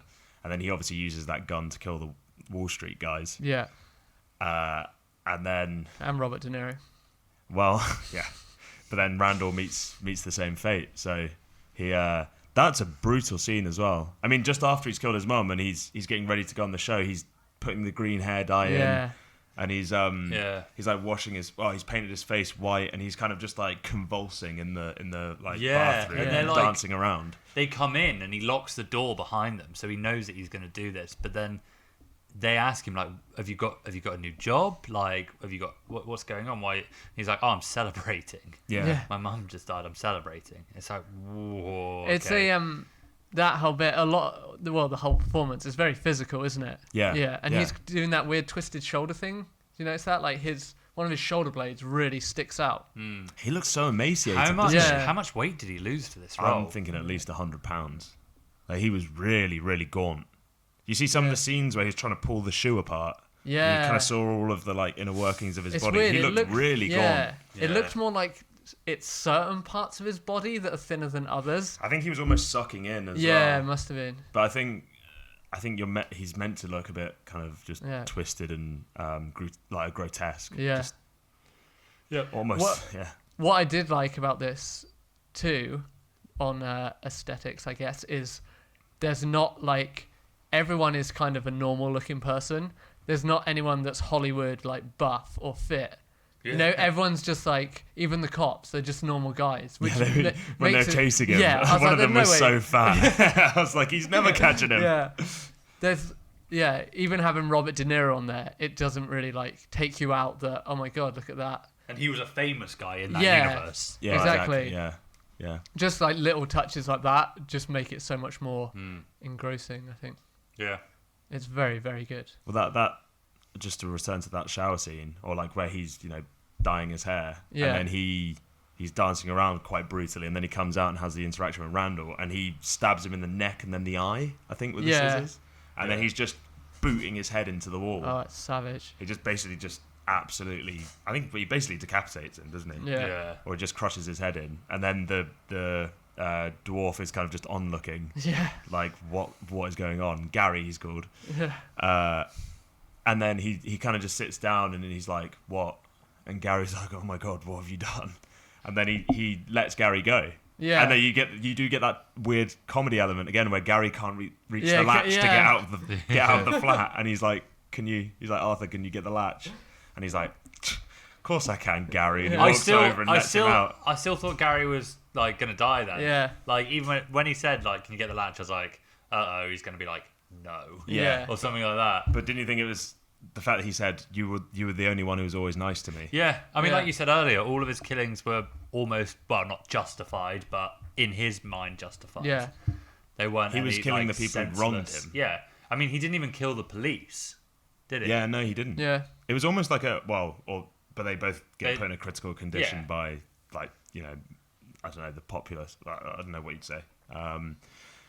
But he, it's almost like a revenge plot, like the whole film. Like, he's just trying to kill everyone who wronged him in life. Yeah. So because it all culminates in him, he's wanted to be on this show forever. Yeah. So initially, before that, you got like a scene of he's planning what he's gonna do when he gets on the show. He's gonna walk in the same walk as like a previous comedian's done. Take a seat. And then say this knock-knock joke where the punchline will be him shooting himself in the head. Yeah. And then it comes to the show, and he's like, what's the interaction he has backstage with Robert De Niro's character? Oh, he's just saying, he calls him Murray, and he said, like, someone goes, Mr. Franklin. And he goes, no, he can call me Murray, don't worry about it. Yeah, and then he says, when you bring me out, can you call me Joker? Because that's what you called me. Yeah, rather than, he's like, why wouldn't I just use your normal name? Yeah. And he obviously doesn't want to get, like, rused, I guess. Yeah, and then he's like dancing behind the curtain and comes out and smoking a cigarette. And snogs the it's this little old lady. Little old lady, yeah, bless her. She's shocked to her core, isn't she? And then was he asked him to tell a joke? He says, knock knock, who's there? your son getting hit by a drunk driver or something, and Yeah. then like does his like really forced laugh. Yeah. And Murray's like, I don't think that's very funny. And like that's a bit of a upsetting joke. And he goes, oh no, I'm sorry. But then he goes into how he thinks all comedy is just context. Yeah. Yeah. And that he killed and he admits to killing those 3 guys on the train. Yeah. Which is kind of a bit like you would think the show would be shut down at that point and the police would be running straight away. But Well, they try, don't they? But Murray's like, just keep it running. Like he wants to. Oh, really? I didn't Yeah. know He that. points to the guy in the sides, and he's like, I want to keep talking to him and like see where this goes. Yeah. Yeah, and then you get his. He says he's not political, but then you get his whole spiel about, people like Thomas Wayne and people like Murray Franklin will walk all over me, walk all over the common man, and like they don't care. They never put themselves in our shoes. That's political. Yeah. Yeah. 100%. Yeah. So he is this almost martyr for the cause that he's become the poster boy for, almost, isn't he? Yeah. And then, But then obviously shoots him right in the head. yeah, Yeah. I didn't think that was going to happen, actually. It kind of caught me off guard. I thought Robert De Niro would get killed, but I didn't expect just a it was so graphic. Yeah. head splat. And then didn't try and escape, just waited there in the room with all the TVs, just watching it, Yeah. all of this unfold. Yeah. He what did he say to him before? He's like, oh, you laughed at me as well, Murray. You like the only reason you brought me on your show is so you could like ridicule me in front of all these people. Yeah. And you like brought that footage out to make me look like shit. And then he's just like, I can't remember what he says. He says something, screams fucking something. I can't remember what he screams at him before he shoots Oh, him. yeah. Is it you're not fucking laughing now or something? Yeah, like that? yeah, I think it is that. Yeah. And what's interesting about that is I'm sure every kid that's been bullied, or not even kid, adult that's had some form of bullying, like, that's... Yeah. It is bullying, bringing him on the show is a form of bullying. Oh, completely. Laughing at him, the footage of him on the TV show, which we have a lot of in our culture, with like, YouTube, people doing dumb stuff and it gets filmed. Yeah. But then Starting back with the Star Wars kid. But I wasn't expecting him to be in Arkham Asylum at the end. I was No, I expecting didn't. him to just be like Underlord, Yeah. or like Underlord. You know what I mean? Like Yeah. the kind of Lord of the Underworld in Gotham, rather than because he's getting taken away in a police car. But he says, he's not really got anything. He's got nothing to lose and stuff. So, I mean, he just, But then you get that moment where like a ambulance crashes into the police car, and then these 2 guys pull him out of the car and put him on the bonnet. Yeah. And then as he comes round after being knocked out, he kind of stands on the bonnet, and everyone's there with the clown masks on, like telling him to stand up and like rise. Yeah. And then you get him smearing all the blood down from his nose up across his face, and like holding his smile again, yeah. which I thought came full circle really well. Yeah. Yeah, it did. Yeah. And then back to the start, didn't it? the guy that was driving the ambulance, is he also the one that followed the Waynes down the alley and shot them? I don't think it was the same person. But actually, because that's also Batman's Arthur referred origin. to that, didn't he? Arthur he said, "What are you so happy about?" And then he said all the destruction and stuff in the streets. Yeah. But there was also the cutscene where Thomas Wayne and Martha Wayne were shot, and Bruce is left standing there in the alleyway. You had it cut to him talking to the new psychiatrist in Arkham Asylum, and it was him laughing. And then she's like, "What's so funny?" And she's like, "Do you want to share it with me?" And he's like, "You wouldn't get it." And I thought he knew, so he knew of like he basically put a hit on Thomas Wayne because of all these radicalists following his movement. I guess he was like a cause of it, really, wasn't it? Yeah. And what did they say? They said something that Arthur had said. The shooter said that to Thomas Wayne before he killed him. Oh yeah.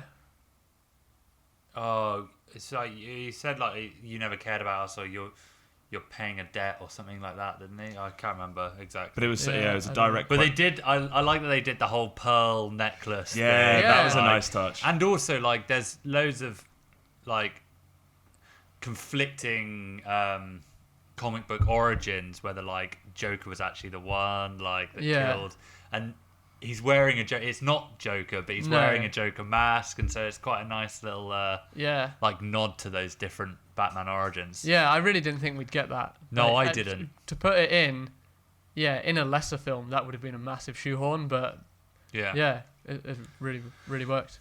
Yep. I would go as far to say it's the best comic book film I've seen. Yeah, why not? Yeah. I can't think of anything else. I'm trying to think of something better. I mean, Dark Knight, I suppose. Yeah, I'd say it's up there with Dark Knight for me. Oh, I'd say it's better than. They're quite different, yeah. aren't they? One is much more action, isn't it? Yeah. Yeah, I'm kind of wondering if you actually consider this a comic book movie. Almost a study in mental health, isn't it? Yeah. Like I said earlier, Or like a modern day commentary, really. Well, yeah, I mean, if you didn't have this Joker character and it was called something else, it would still be a fantastic movie. Yeah, definitely. Like a Taxi Driver, like you're saying. Scores out of 6? I would go 5.1. I'm gonna go 5. Oh, that's quite low. Well, I was thinking 4.9 because I think it needs a rewatch, and I think that'll swing me each way, either way. I think Andrew's exactly right. Like, I think my opinion of this will change over time. Yeah. I don't think I think it's fluid. I don't think it can. I'm gonna need another watch, but I'm gonna have to be in the right mood because it's hard. It is a hard watch. It's a very hard especially watch. at 11 o'clock in the morning on a Saturday.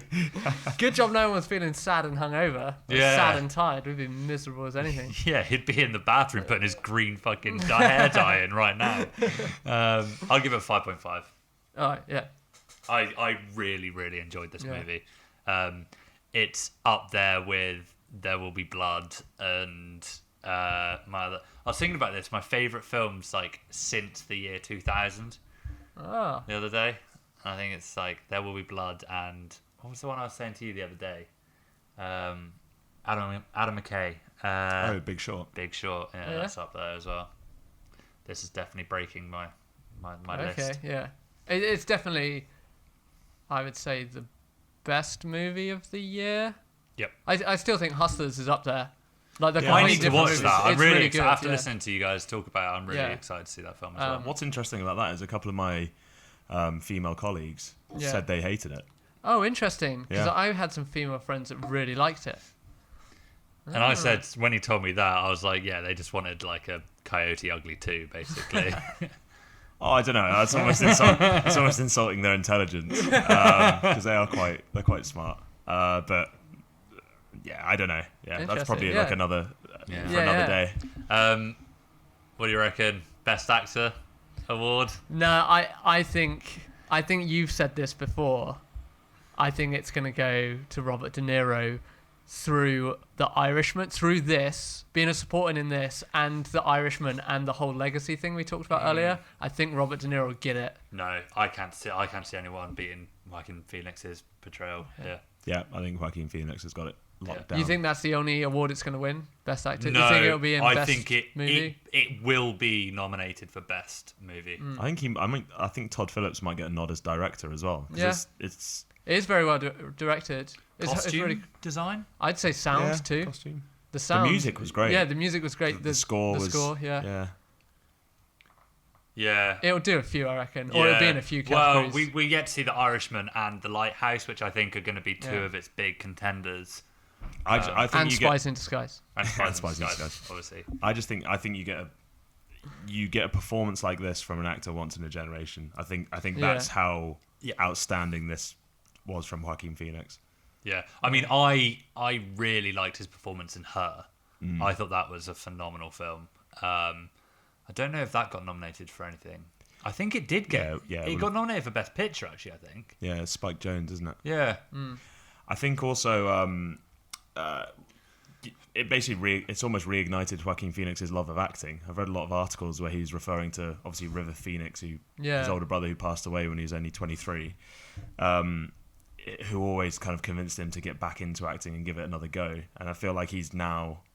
I feel like he feels so good about his performance in this film that he's saying he loves acting again, which is we talked nice about him before when he's kind of had 3 separate sections to his career, the early stuff before River died, then early 20s, like you were saying with Gladiator, and then he went into rehab. Yeah. Then he's come back, and since he's come back, I mean, Her and this alone are 2 absolutely phenomenal performances, and I really hope we see him Yeah. more, because a few of my favourite actors are starting to retire or have retired already.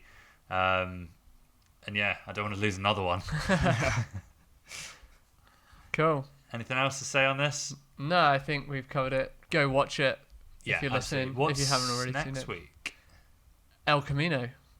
Yeah. It's Fuck. next week. Yeah. Yeah. When does it come out? Next Friday. 10th or 11th? 10th. Yeah. So, Oh my god, I'm so excited!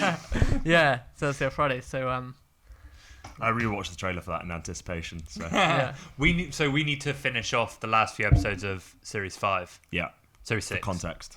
Yeah. 5.2. 5.2, yeah. 6. Yeah, 11th of October. Cool. It'll be out. Right. Well, until then, thanks for listening. Give us a like, subscribe, Yeah. write in. Right. Download KAIHI. Yeah. Shout out to those guys. Congrats again. Yeah. Yeah. Nice one. Shout out to Joaquin Phoenix as well. Yeah. Good job. Good job, everyone. Well done, buddy. And, We all did it. Good acting. It was a team effort, really. Yeah. and yeah, enjoy Cornwall tonight, mate. Thank you very much. Yeah, I'm going to go yeah. get that train now.